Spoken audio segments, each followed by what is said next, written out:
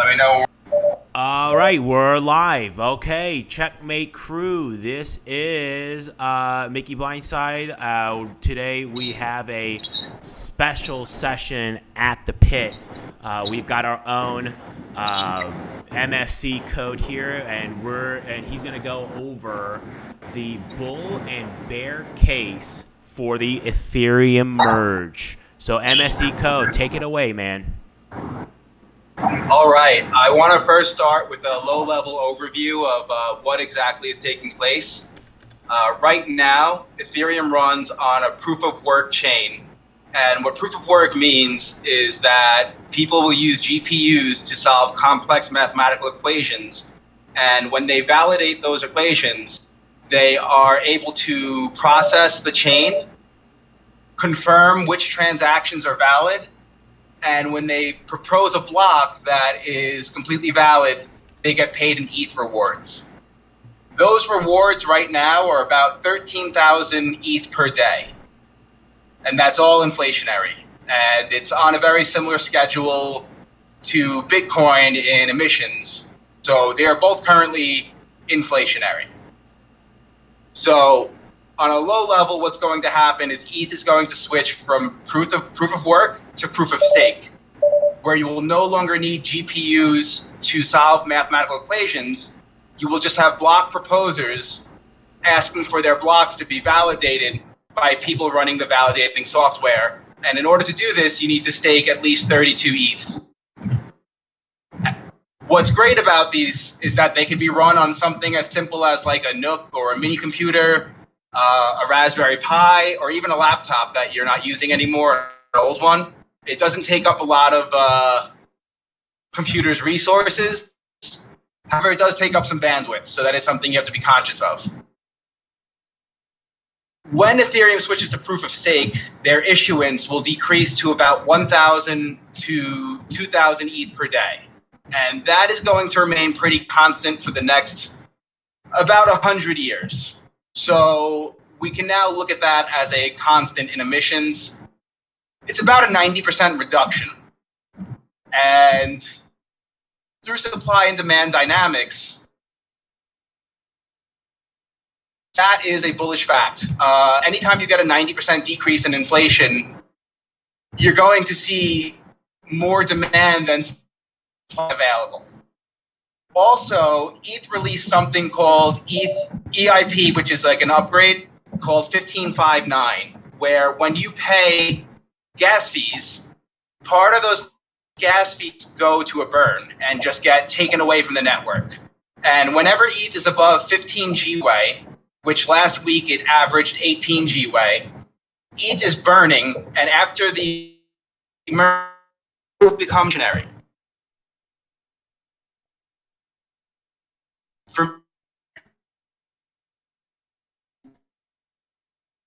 On top of ours, since people no longer need to solve these complex mathematical equations, there is a lot less energy consumed.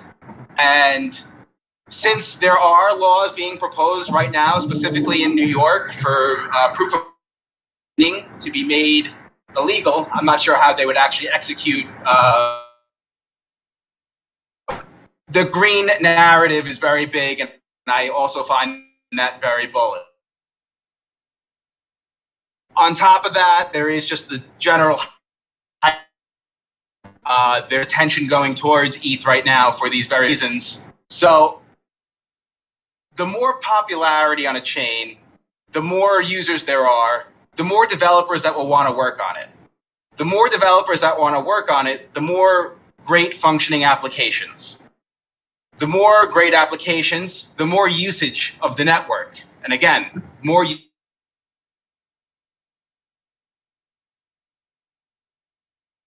factors will almost have a pulling effect on the price. As ETH gets used more, the price is going to inherently go up.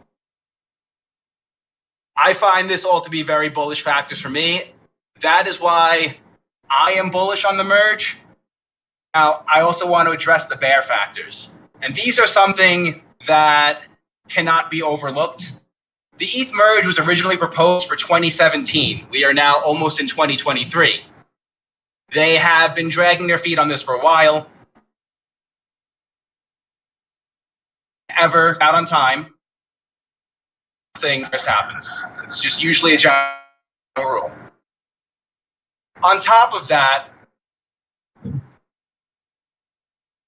if the merge was delayed more, I could see pretty bearish. If the merge broke something, and it doesn't have to necessarily break the ETH network, it could possibly break all the applications on top of it. And that would also be very, very so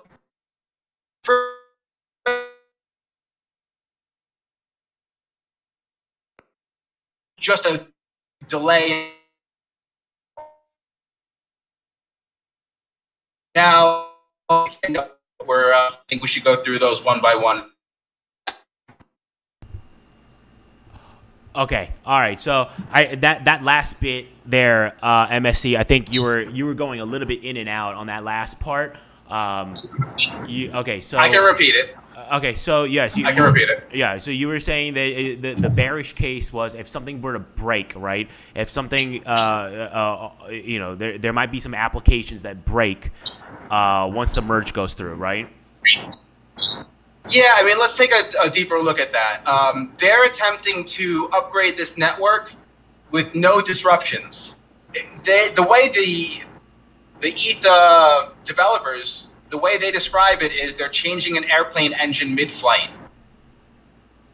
It's all very risky. Things could break, the network could break, the applications that run on top of the network could break. Not many people think about this, but let's look at like Aave and Maker. These are platforms where people can deposit their ETH and they could borrow other assets and use that however they please. If one of those applications to break, what happens to the ETH that's locked inside of it? What happens to people trying to use it in the future? Will that break confidence? Certainly could, and that's something that I would be worried about.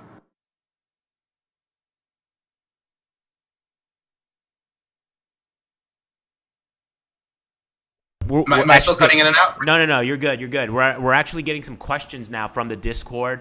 We got some questions here right now. So one of the questions that's being asked is, how does proof of stake differ from proof of work, and what are the pros and cons of both? Okay. Proof of stake. So the reason why that you have to stake a certain number of ETH in order to run a validator is it's supposed to discourage you from wanting to be a bad actor and make fake transactions or falsify transactions, because if you were acting negatively towards the ETH network, you're only hurting the stake that you have in it. So that is one way to discourage people. But the major difference is how the blocks are actually validated or how they submit their proof. So in proof of work, you have to use a GPU mining rig, and you have to solve a very complex mathematical equation. And it takes some time. It's very energy intensive, which is why mining is very expensive. And all that energy is solving a mathematical equation that doesn't actually validate the transactions. It just gives you the opportunity to be the one who validates that transaction, because let's say you solve that equation first. And this all depends on the current hash rate. When you switch to proof of stake, you're just having a group of validators look over a list of transactions and say, hey, this looks good, push it through. Therefore, taking away the entire mathematical equation that is very work-intensive, resource-intensive, energy-intensive, all around just harder on the network, the energy grid, and more expensive. On top of that, because those expenses are incurred to the miner, they have to be rewarded in ETH.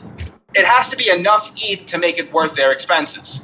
So when they get their ETH, a majority of them sell it instantly to cover costs, pay people, pay for new mining rigs, pay for electricity. After the merge, that selling pressure won't be there from the miners anymore, because the fact is we'll just be producing a lot less ETH per day.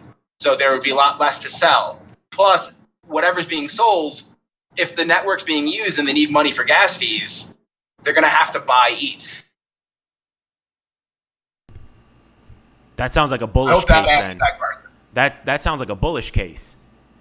I agree. It's very reflexive. Ah, I see. Okay. Okay. So the next question actually is coming in from Twitter through a DM on Twitter. Will Ethereum fees decrease after the merge, or will transaction speeds increase after the merge? That is a great question. There is talk that transaction speeds can increase, the scale of which has not really been determined.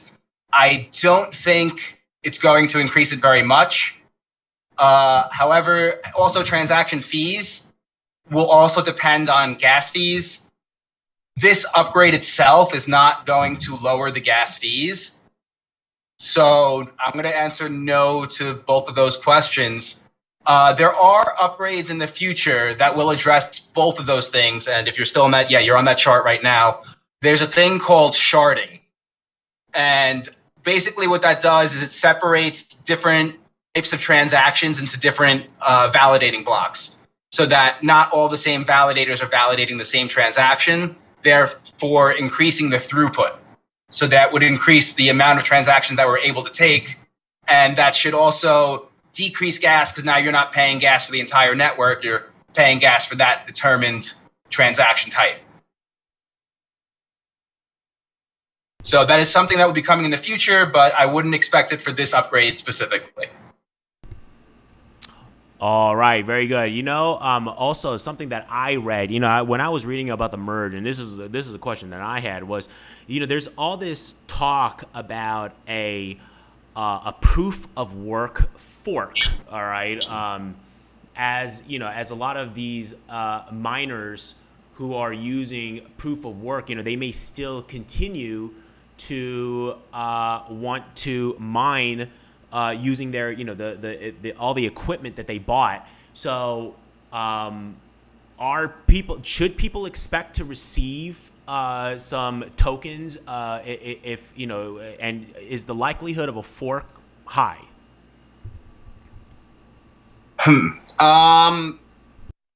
The likelihood of a fork is high. However, I would imagine that unless you are a great programmer, you will probably not be able to sell it for any value.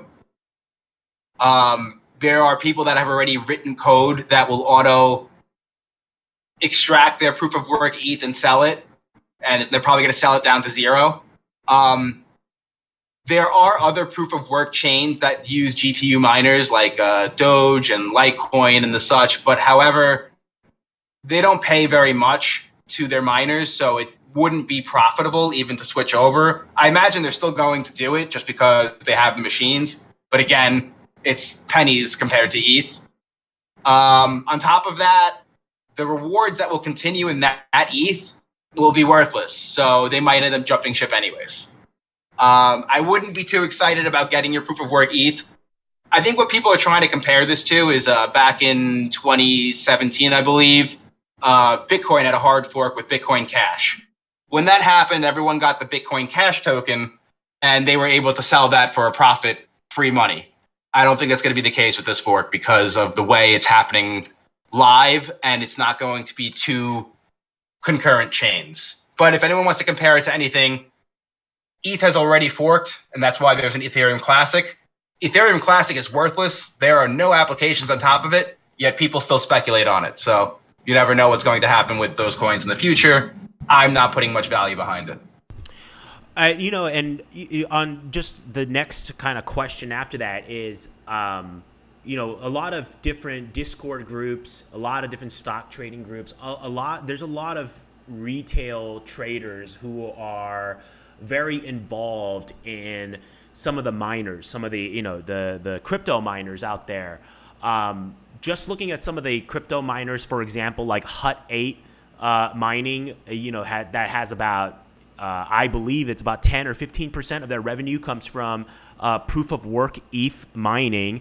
And we see that even before this merge, those miners are rallying just as hard as some of the miners that are not doing proof of work Ethereum mining. So what just from that kind of standpoint, what do you think is going to happen to all that mining capability for proof of work ETH? Are they going to pivot to a different coin? Is that mining equipment? Can they use it for different coins, or are they just going to be left out of that revenue going forward?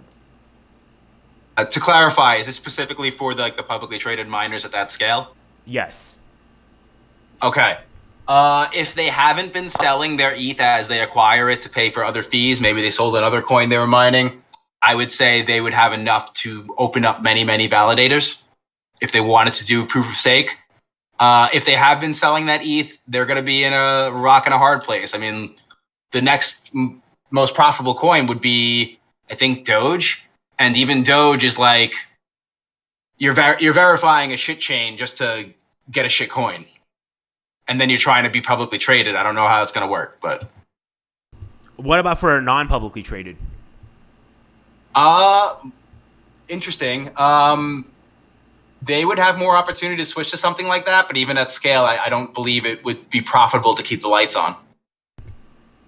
Gotcha. All right. And then our next question here is, what's on the Ethereum roadmap after the merge? So you have that up right now. It's a long roadmap, and there's still a lot of upgrades. This is not the final upgrade. This might just be the actual starting point of what they want to do with ETH. ETH has the most developers of any L1 chain, including Bitcoin. And I know Oh, go ahead. No, go ahead. I was just continuing on. No, I know you. I know you personally. You like to, talk about what the devs are doing in Ethereum, and I know you follow that very closely. So what's the end game in mind for Ethereum? You say that this merge is it's just the starting of the upgrade, and there's going to be a lot of things that come after that. What's kind of the end game here? People think of ETH as like Bitcoin that does a little more, and I would say that's the wrong way to look at it. Bitcoin is at heart a true currency. You buy and you spend it, and that's all that goes on the chain. ETH is a world computer. Everyone is combining their hash power and making a supercomputer in a sense. And by increasing throughput, by increasing functionality, and making it easier to develop on it, you can make these things like DeFi. Right now, while I do play around with DeFi, I kind of think of it as a circle jerk of a bunch of us lending money to each other and playing with leverage. Whereas in the future, there could be online banking and record keeping on the ETH network. There are like file transfer things on ETH. There are, lending platforms. This in the future could be something that could compete with banking, in my opinion. I mean, imagine you can stake your ETH, or you can, lend another token and collect yield. It's a cash producing asset now. So that's what I see in the future. I see more assets being moved onto ETH. Maybe NFTs seem like a cool concept. Where it's at right now is not the future of NFTs. For instance, if you were to make event ticket NFTs so that people can resell them easier and you actually have ownership of it, if you could put even a deed to a house online, that way it can never be lost. Now it can be hacked though, so that's something you have to worry about. But you have extreme ownership of things, and you don't need to go to like a clearinghouse or another regulated industry in which to do these things. I read stories of people that had a big stake on AAV or a big stake of ETH, go on AAV, borrow DAI, and change it out to cash and pay off student loans, took out a mortgage. They did some crazy stuff. And there's even some things like there's the Alchemy protocol that has self-repaying loans where you deposit an asset that has a yield attached to it. So in the future, you could deposit your staked ETH there, and your staking rewards go towards paying off your loan.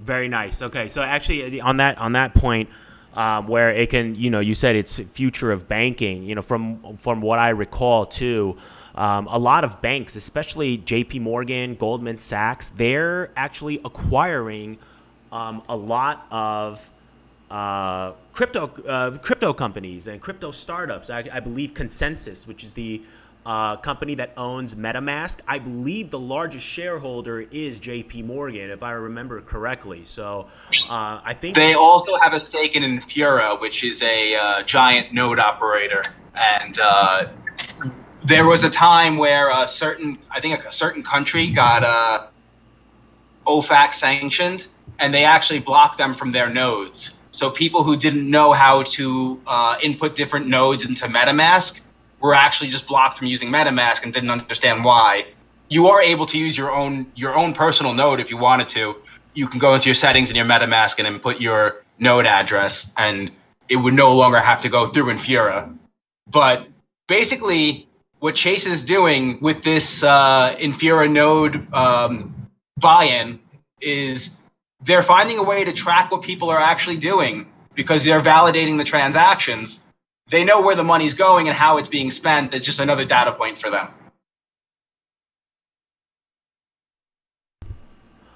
Okay, very good. And then one more question. Hey, because we're on this Discord and Checkmate Trading, we got a lot of stock traders here. Somebody's asking this: who stands to benefit the most? Is there a ticker symbol? Is there a stock of a miner or somebody who stands to benefit the most? Maybe even a bank. I don't know. That's a good question. I am not sure who's actually positioned in a place to benefit from the merge dynamics. I mean, even if Chase did benefit from it, how would it show in their finances? I don't think anyone's trading Chase right now to be on the MetaMask or Infura. That they own a small portion of it to begin with. As far as the miners go, it's kind of bearish mining, so I'm not sure how their stocks will fare after the merge, specifically Hut 2 with their heavy ETH focus. A lot of them are Bitcoin focused, so the ones that are Bitcoin focused, I think if ETH saw a big price increase, sometimes the tide floats all boats. If it pushes up Bitcoin with it, those miners will probably go along with it, just as like a beta to the ETH price. But I don't see it specifically helping any of the publicly traded companies right now. I like that. I like that answer. That I think for most people, they need to temper their expectations on what this is going to do on the balance sheet and revenue for publicly traded companies. I think that's a very good answer to give people, because I think a lot of people have these really high expectations on some of these miners because of this ETH merge, even though I don't think the merge is going to help any of the miners at all. So yeah, very good. That's a good warning to all of you guys who've been chasing miners this whole time, thinking that this merge is going to help the stock price in the long term of your miner. You may want to reconsider that thesis. I think that's what MSC Code is trying to tell you guys in a very respectful way. You guys have to kind of temper your expectations on what this can do in the long term for balance sheets for the miners. Okay, very good. And then actually the number one question we've been getting, all right, and you've already covered this, but I guess we're still getting these, is could the merge fail? And if it does fail, what does it mean for those of us that hold Ethereum coins? If the merge fails, let's put this in a very specific scenario. If for some reason the network actually broke, it would probably lead to a hard fork, in which case there would be a new chain and you would receive whatever ETH you held there. I don't know how it will affect people that are currently inside of protocols, myself included, who's verily invested in these protocols. I'm actually in a position right now where I kind of need this to work out too. So I get why everyone's a little worried. There's always going to be a backup with a hard fork, which ETH has done in the past. Specifically though, if it could fail, yeah, it could. Things go wrong all the time in programming. And like I said, there is specifically a huge risk because there's so much built on top of it and they're not actually doing downtime. So that's one of my big concerns as well. But yeah, the short answer is yes, it definitely could fail. So basically, as always, risk management, right? If this is in your portfolio, you might want to start managing some risk. Would that be fair to say? Yeah, definitely. Okay. Well, there you have it, guys.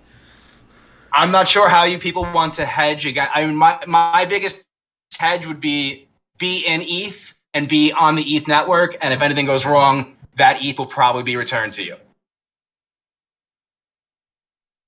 So, on the, we also saw too, here at Checkmate Trading, we also track the Ethereum options market. And, we've been seeing a lot of heavy call buying in Ethereum for the December and March expirations. And we've been seeing, especially recently in the last week, lots of short-term premium selling in the September contracts. People selling call spreads and put spreads and really taking advantage of that heightened IV. Just from the positioning standpoint, just from what I see in the markets, it does look like at least a lot of the block trades, a lot of the bigger traders are long on a leveraged basis for Ethereum. So I just wanted to put that out there too.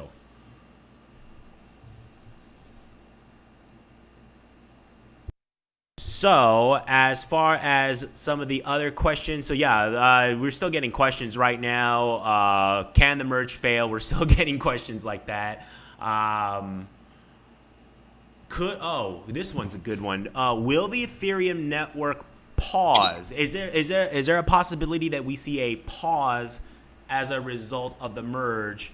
And if there is a pause, will that mean that people cannot withdraw their coins from an exchange like Coinbase? Can you still hear me? Yes.